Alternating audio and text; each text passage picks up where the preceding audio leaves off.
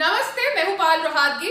आज मैं आपके साथ बात करने वाली हूं कि मोदी सरकार के अंदर actually feminist of India have become jobless.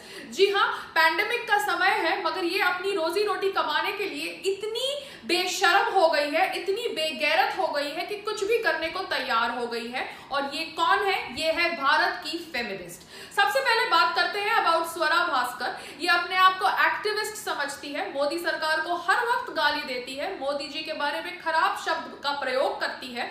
ये स्वरा भास्कर कोई वेब सीरीज रस भरी में आई है और इस वेब सीरीज में वो वाइब्रेटर को प्रमोट नहीं कर रही, वो ऑर्जी को प्रमोट कर रही है, क्योंकि वाइब्रेटर तो उसने सोनम कपूर की प्रोडक्शन में प्रमोट किया था। अब उसका लेवल बढ़ गया है, वो ऑर्जी करके इस वेब सीरीज के अंदर भारतीय संस्कृति को बदनाम करना चाहती है, बिकॉज यही उसके पास तरीका रह गया है रोजी रोटी कमाने का। आई थिंक इससे तो बेटर सनी लियोन है, मगर ऑब्वियसली सनी लियोन और स्वरा भास्कर में चॉइस देंगे तो भारतीय लोग भी कंफ्यूज हो जाएंगे, मगर कहीं ना कहीं वो सनी लियोन को चूज करेंगे, क्योंकि सनी लियोन कम से कम अपने देश के खिलाफ तो साजिश नहीं करती है, मगर स्वरा भास्कर तो देश के खिलाफ साजिश करती है, एंटी नेशनल्स के साथ खड़ी रहती है और अब भारतीय संस्कृति को खराब करने के लिए ऑर्जी तक को करने के लिए तैयार हो गई है इंडियन सिल्वर स्क्रीन में। अब ये स्वरा भास्कर 4 साल के बच्चे को गंदी गाली दे सकती है, चू कह के शब्द से पुकार सकती है। क्यों? क्योंकि वो 4 साल का बच्चा उसे आंटी कहता है।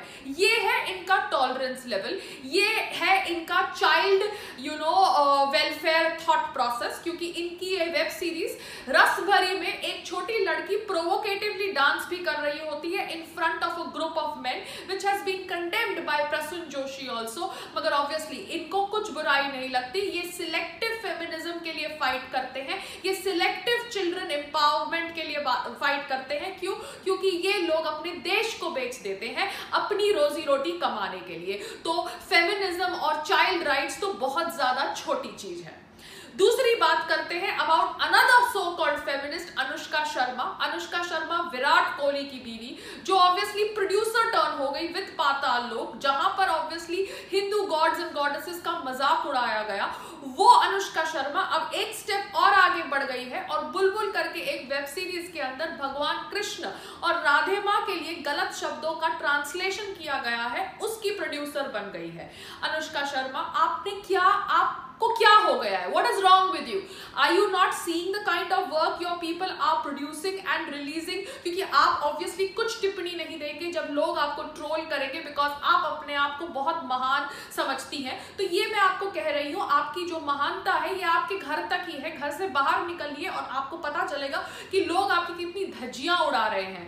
पाताल लोक में आपने जो किया तो किया, अब नेक्स्ट सीरीज के अंदर बुलबुल के अंदर भी आप भगवान कृष्ण और राधे माँ के लिए गंदे शब्दों का प्रयोग कर रही है। दिखाता है कि आप सिस्टमैटिकली भारतीय गॉड्स और गॉडेसेस को टारगेट कर रही है, हिंदू गॉड्स और गॉडेसेस को टारगेट कर रही है, भारतीय संस्कृति को टारगेट कर रही है। And you shall not be pardoned, your hypocrisy is going to be called out. जाते जाते एक थर्ड फेमिनिस्ट के बारे में बात करती हूँ। ये इतनी प्रचलित नहीं है क्योंकि ये बॉलीवुड से नहीं है, मगर ये केरला की एक्टिविस्ट है, जो ऑब्वियसली सबरीमाला के लिए, सबरीमाला कॉज के लिए, जेंडर इक्वालिटी के लिए यूज्ड सैनिटरी नैपकिन लेकर सबरीमाला टेंपल में घुसने का षड्यंत्र रच रही थी। वो रेहाना फतिमा अब अपनी आधी नंगी बॉडी पे अपने बच्चों से पेंटिंग करवा रही है अपनी रोजी रोटी चलाने के लिए। जी हाँ, they have been reduced to such idiots and jerks and sex slaves. ये रेहाना फतिमा के खिलाफ एफआईआर दर्ज करी गई because she has been using her children to paint on her half naked body and this is what she does to earn a living. अब आप समझ सकते हैं कि सबरीमाला की सैंक्टिटी को हिंदू औरत समझती है या नहीं समझती है, क्योंकि आप सबरीमाला की सैंक्टिटी पे हिंदुइज्म को टारगेट कर रहे थे, मगर आपको नहीं पता कि सबरीमाला की सैंक्टिटी को ऐसे सो कॉल्ड नकली एक्टिविस्ट, नकली फेमिनिस्ट इसलिए बर्बाद करना चाहते थे because they were paid by certain people who wanted to target Sabarimala temple. So this is what I want to say, that Bharat के अंदर, मोदी सरकार के अंदर ये फेमिनिस्ट एकदम जॉबलेस हो गई है।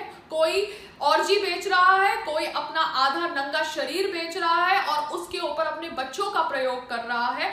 ये लोग ऑब्वियसली विमेन एम्पावरमेंट की बात करते हैं, मगर ये लोग are people who sell Bharatiya Sanskriti, Hindu gods and goddesses and are reduced to doing just sex films. Namaste.